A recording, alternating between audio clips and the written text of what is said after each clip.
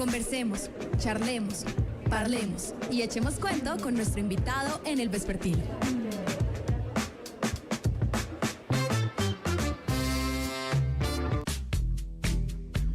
Los medios de comunicación tienen muchas cosas positivas, que por lo menos quienes estamos aquí en los micrófonos disfrutamos mucho, como las cosas que acaban de pasar, pero hay un personaje que hemos seguido durante mucho tiempo, incluso ya habíamos hablado con él. Con él ya podemos empezar a hablar de décadas. Igual hay que pedirle disculpas que lo que acaba de escuchar, esperamos que no sea así la entrevista, que no le digan papacito rico, que creo que Misael puede estar por esos lados. Sí, podría decírsele así. Él lo es, él lo sabe, él lo siente. Un gran amigo de la casa, con él ya habíamos hablado en algún momento, hace un par de años, diría yo, sobre también ese ejercicio de hacer podcast, pero Octavio Galvis de es Urbi et Orbi, exactamente. Manizaleño, comunicador social y periodista aquí de esta universidad, muy felices de tener un personaje como el graduado de esta escuela, que ha estado en Estados Unidos durante muchos años, ha trabajado y ha tenido un interés en las industrias de Hollywood, pero también ha tenido un interés muy particular en estos lenguajes sonoros, y pues vamos a hablar con él de varios temas. Así que pues no leemos más largas a la presentación, saludemos a Octavio. Octavio, bienvenido al Vespertino, gracias por estar hoy con nosotros. No, muchachos, muchas gracias a ustedes por volverme a invitar. No estuvo tan mal entonces la vez pasada desde que me volvieron a invitar, o no había más invitados para hoy.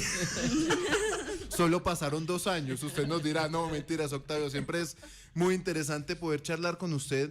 Y yo quisiera primero que todo preguntarle, porque yo debo decirlo, soy fanático de Carretera Destapada. A mí me encanta esa conversación que usted está haciendo con Humberto de la Calle. Humberto de la Calle me parece un personaje supremamente valioso para este país. A quien nunca le va a prologar un libro. Que nunca le va a prologar un libro. Me reí mucho. Pero eso ya se resolvió, sí. Sí lo va a dejar. No creo, no. Ahí ya, pues me tocará primero, quién sabe, escribir unos 15 libros antes para ver si el hombre me da por ahí el chance. Lo más chistoso fue que, perdón que te diga, es que tiene que ver con la vaina, y es, ahorita que están hablando de mi novela y no sé qué, yo pensé que Misael me iba a corchar, entonces yo ya estaba preparado, porque estoy leyendo Niebla de Miguel de Unamuno, y entonces es muy bacano porque en el prólogo de ese libro, un personaje ficticio de Unamuno dice, a mí no me conoce nadie, y por eso el autor de este libro y de esta historia me invitó a que escribiera el prólogo, porque usualmente es al contrario, alguien muy conocido presenta al escritor. Entonces dice ese personaje, pero los libros se compran por lo que está en el contenido y no por quien lo presenta. Entonces entiendo al autor. Me toca mostrarle eso a Humberto para ver si se sensibiliza un poquito. Que vale la pena como hacer contexto, ¿no? Es que una de las conversaciones de Octavio con Humberto, Octavio le dice como, bueno, y yo cuando le pueda escribir el prólogo del libro y lo dejaron en visto prácticamente. A él le han hecho prólogos personajes muy reconocidos de la vida política y cultural colombiana. Entonces dijo, pues sigo yo. Y entonces yo dije que me toca tener la ropita, y el hombre como, oiga, y entonces como le estaba Pero Octavio, hablemos de Carretera Destapada. ¿Cómo nace esa conversa con Humberto de la Calle, un tipo, bueno, que hace poco era senador, que imagino muy ocupado? ¿En qué momento ustedes deciden, venga, pues sentémonos a hablar de política, de la vida, de tantas cosas que uno puede charlar con personajes tan interesantes como ustedes dos? Muchas gracias, hombre, ahí por lo de interesante los dos.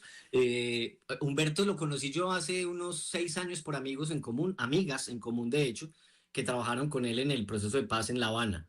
Y digamos que desde hace unos 6 o 7 años empezamos a encontrarnos en varios espacios y a forjar pues una amistad pues muy naciente en ese entonces, pero cada vez nos encontrábamos más seguido. Incluso lo acompañé pues en su campaña al Senado con un par de mensajes como muy dedicados a la comunidad de colombianos en el exterior. Y precisamente fue ese ejercicio de él como senador lo que le dio la curiosidad por explorar el mundo podcast, porque él decía, hombre, a mí obviamente como senador todos los medios de comunicación me quieren preguntar por temas coyunturales, que por supuesto es parte de mi oficio y no pretendo pues hacerme loco con eso, pero a mí sí me gustaría un espacio en donde yo pueda hablar de cosas que no tengan que ver con la actualidad específicamente, pero además en donde pues la agenda la establezca yo y pueda contar historias pues de mi recorrido público y político, pero también hablar de la región. Para los que no saben, Humberto de la Calle es de Manzanares, Caldas. Le gusta mucho el amarillo como a todos nosotros. Y entonces por ahí fue como que empezó el ejercicio una vez más como nació Urbi et Orbi. Y es que David y yo empezamos a hablar de filosofía un par de años antes, como 4 o 5 años antes de que creáramos el podcast. Y con Humberto fue lo mismo. Entonces, como que ya llevábamos un tiempo recorrido en conversaciones similares fuera de micrófono. Y entonces ahí fue donde su equipo, en ese momento del Senado, dijo, pues ensayemos a ver qué pasa. Hicimos una pequeña temporada número 1 con 5 episodios el año pasado y funcionó tan bien que este año entonces estamos estrenando la segunda, que tiene 11 12 episodios y en la que además nos metimos ya en ese mundo del video podcast, que es algo que pues no hemos hecho todavía en Urbi et Orbi, sobre todo debo decir que más por un tema de limitación mía, que soy el que más viaja, entonces no siempre estoy grabando la misma parte y me cuesta mucho controlar una cosa tan sencilla como esto que estamos viendo hoy, pues una pared blanca, pues una habitación con un sonido medianamente bueno. Es complicado para mí tenerlo en video, porque puedo literalmente Urbi et Orbi grabarlo entre un depósito una parte de alguna casa que esté visitando, literalmente donde haya poco ruido. Yo siento que estoy hablándole como a Dios, porque ese plano de Misael está como todopoderoso. Pero no es el plano, es Misael. Misael es así. Sí, Octavio, ahora ya sí, nos ve a todos. Ay, Octavio. Octavio, hay cámara en los otros. en esa conversación que usted ha tenido con Humberto, han hablado de drogas, han hablado de La Habana, han hablado de política, han hablado de religión. En general, ¿usted qué le ha aprendido a un tipo como Humberto de la calle? Vea, es que buena pregunta esa. Yo Me encanta. cuando hablo con Humberto una y otra vez, siempre confirmo lo mismo, y la importancia de la coherencia en el ejercicio de una profesión, ni que era, digamos, que en el ejercicio de lo público o en la política. Pero Humberto de la Calle siempre ha sido una persona muy consecuente que se ha mantenido en una línea de pensamiento, en una línea de servicio público que ha sido homogénea durante 40 o 50 años. Y cuando me cuenta historias, siempre veo que el eje central es el mismo, es la coherencia desde el pensamiento político, que en su caso es liberal. eh, y digamos que ese es el canal por donde todas sus ejecutorias han transitado. Entonces, cuando uno habla con él del proceso de paz con las FARC en La Habana, pero también cuando habla uno con ese intento que hubo del ELN en los 90, al mismo tiempo, obviamente, la constitución política de la constituyente, la Asamblea Nacional Constituyente del 90 y que se sancionó en el 91, siempre uno ve esa misma constante. Entonces, yo creo que ese es el aprendizaje más grande que le puede dejar a uno una figura como Humberto de la Calle. Bueno, Octavio, el domingo ¿Qué más, fueron la ceremonia de los Oscar.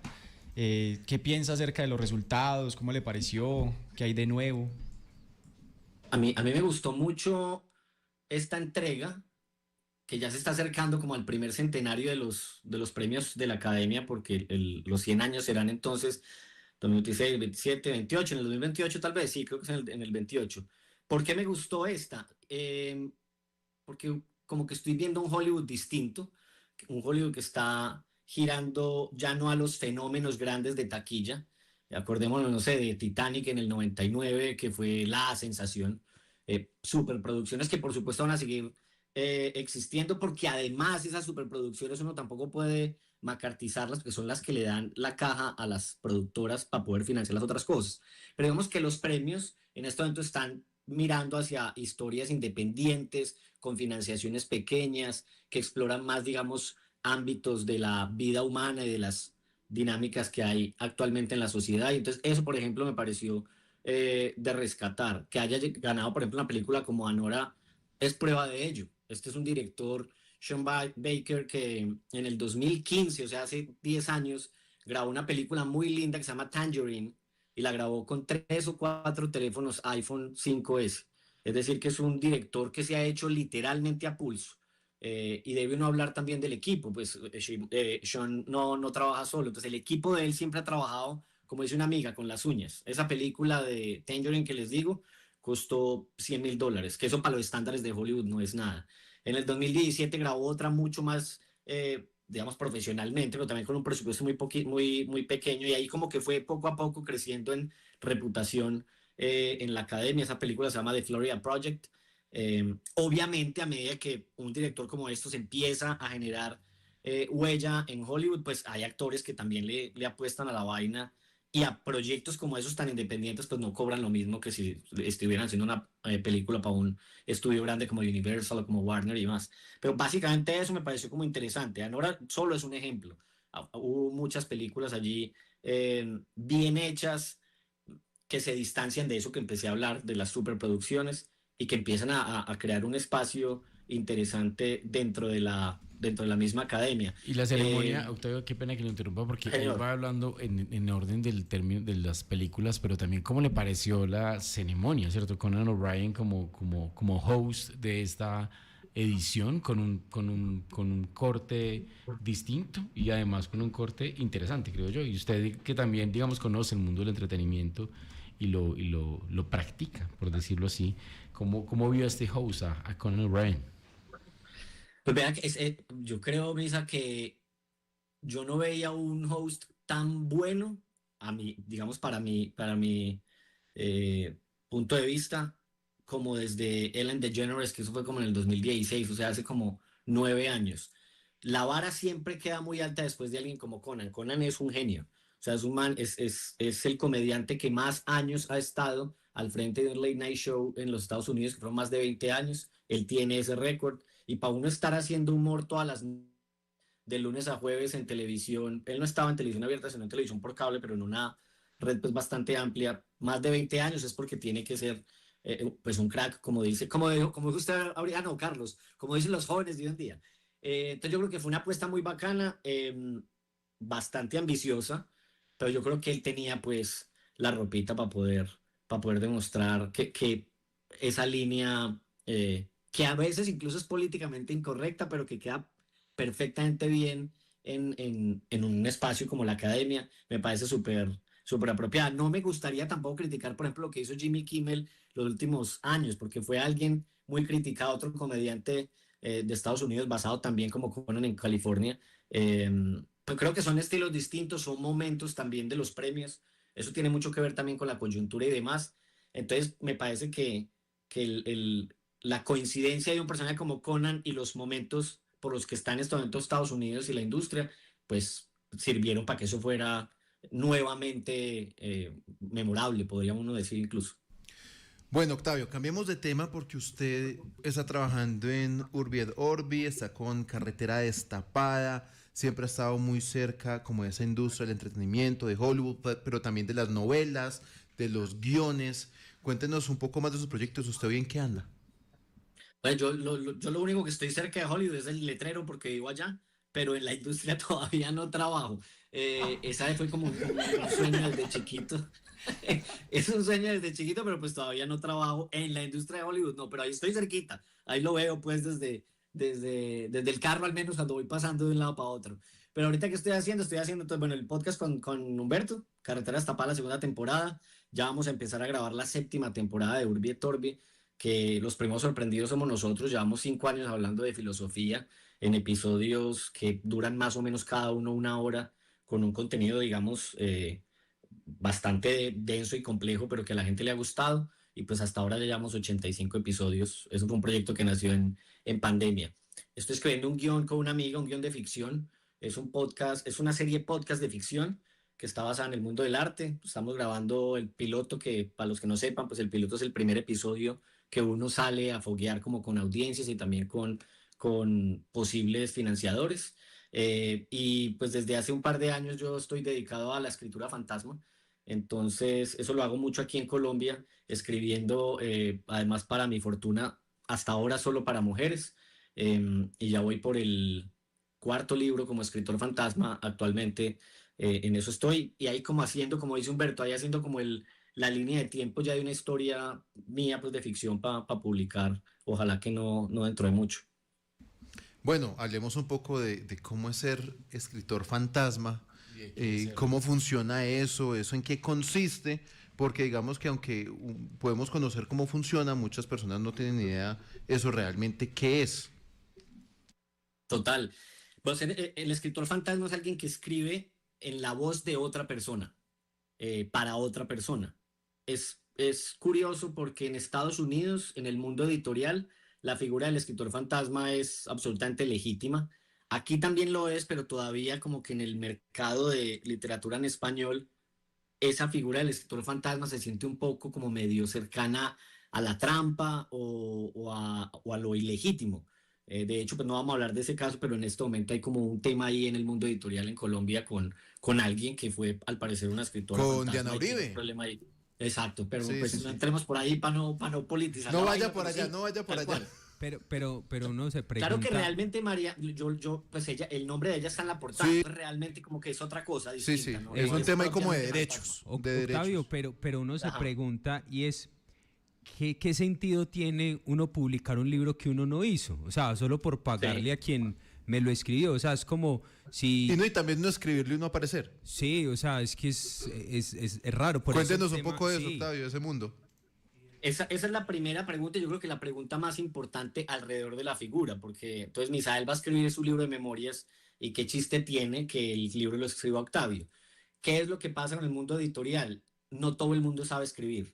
Entonces el escritor allí se convierte en la herramienta para que una persona que es dueña de su historia pueda contarla y pueda contarla bien.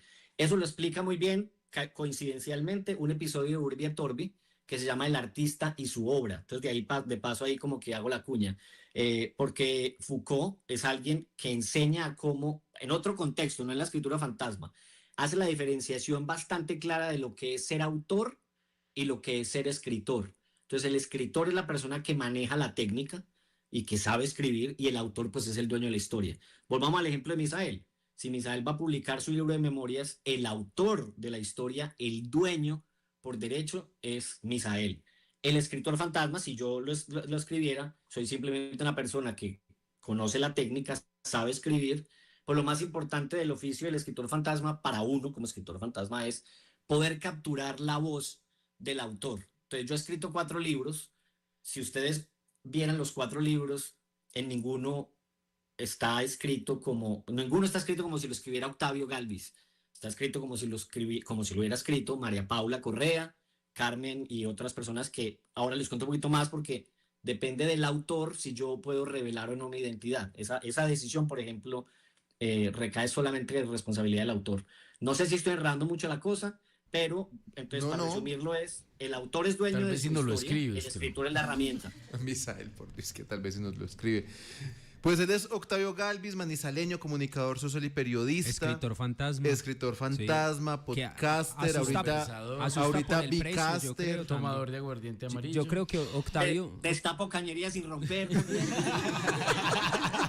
Octavio, y el tema de escritor fantasma también es porque asusta con el precio, porque debe ser carito.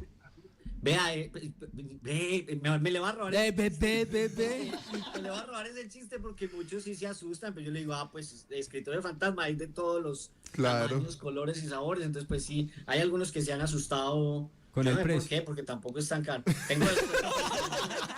Tengo descuento para estudiantes de la Universidad de Manizales. Para ensayos Panzallo, sí, claro. y páginas. Y página y todo, pues He leído tesis hechas por Octavio. seguramente hemos leído tesis Sí, de no Octavio. crea. Octavio Galvis, gracias por estar de nuevo aquí en el Vespertino. Siempre es un placer escucharlo hablar de estos temas que son tan relevantes, pero que son desconocidos para muchos. Así que seguramente nos volveremos a escuchar y obviamente nos seguimos viendo y escuchando en Carretera Destapada, en todos estos ejercicios de En podcast Orbi Torbi. y de Bcast que está haciendo y que son muy valiosos y que pues aquí tiene parte de su público. Hombre, muchas gracias a todos pues por la invitación y sobre todo también por escuchar pues el trabajo que estamos haciendo. Qué bacano, ustedes ya saben que por acá cada vez que me llamen y me hagan la seña, aquí estaré muy juicioso atendiendo el llamado. Un abrazo para todos.